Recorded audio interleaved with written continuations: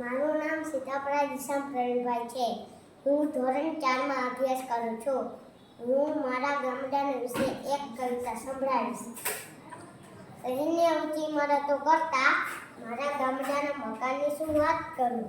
શહેરની આ નાની ગલીઓ કરતા મારા ગામડાના ફળિયાની શું વાત કરું. શહેરના ખીચોખીચ વસ્તી કરતા મારા ગામડાના મોઘેરા માનવાની શું વાત કરું.